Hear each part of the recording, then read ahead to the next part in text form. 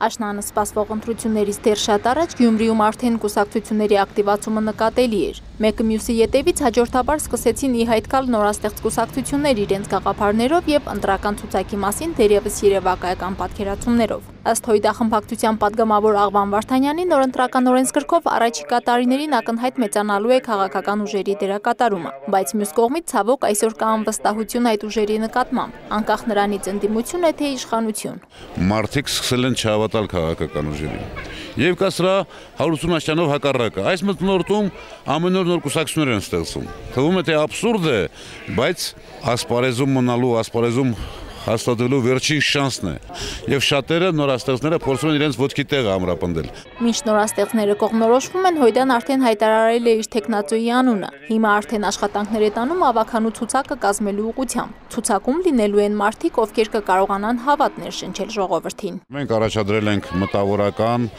ճանաչված, պրոֆեսիոնալ մարդու եւ հույս ունենք, որ նաեւ այս առաջադրումով մեր այս աշխատանքով մենք կարողանանք գյումրեցիներին հույս ներշնչել, որ Գյումրին դառնալու է իսկապես մշակույթի քաղաք, մտավորականների քաղաք, ոչ թե տարբեր խմբավորումների եւ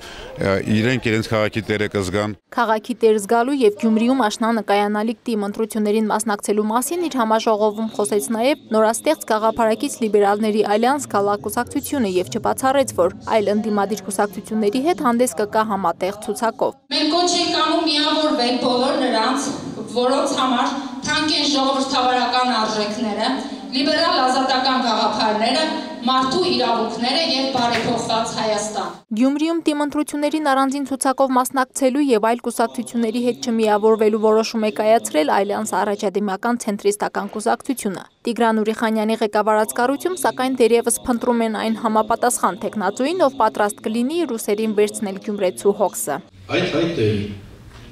առհասարակ Հայաստանում եւ Գյումրիում մասնավորապես այս պարագայում գտնել ու մեկտեղել այնպիսի մարդկանց, ովքեր ունակ են, պատրաստ են, ունեն ցանկություն մտնելու Գյումրեցու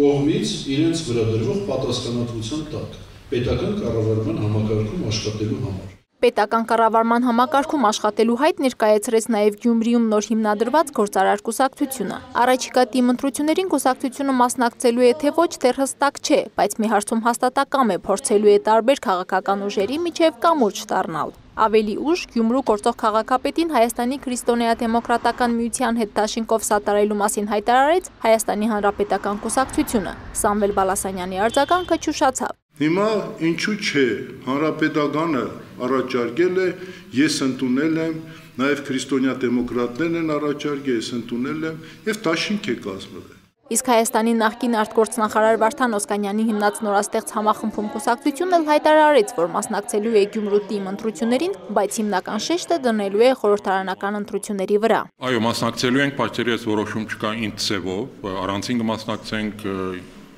այլոց հետ միասին, թե ինչ որ մեկին գաչակցենք, դա հետագայի որոշելու հարց է։ Տեխնացուի հարցում դերևս հրապարակային չի խոսել նաև հայկական վերածնունդ կուսակցությունը։ Այն, որ մասնակցելու է Գյումրու ընտրություններին, դա հաստատ է, բայց առայժմ զբաղված է քաղաքում կուսակցության գրասենյակներ հիմնելով։ Ռամկավար ազատական կուսակցությունն էլ ակտիվ բանակցությունների մեջ է։ Մենք պատրաստ ենք մտնելու քաղաքական, այսպես կոչված խաղերի մեջ։ Խաղը իր օրենքները ունի եւ մենք պետք է անպայման մասնակցենք։ Թե ի վերջո ինչպիսի պատկեր կունենան Գյումրիում, պարզ կդառնա կարճ ժամանակ անց։ Ընտրական օրենսգրքի համաձայն կուսակցական ցուցակների առաջադրումը կսկսվի ընտրություններից 45 օր առաջ եւ կավարտվի 35 օրում։ Մարինե Տերբինյան, Կարապետ Առաքելյան, Արագ Յուրեղյան, Օրագիծ։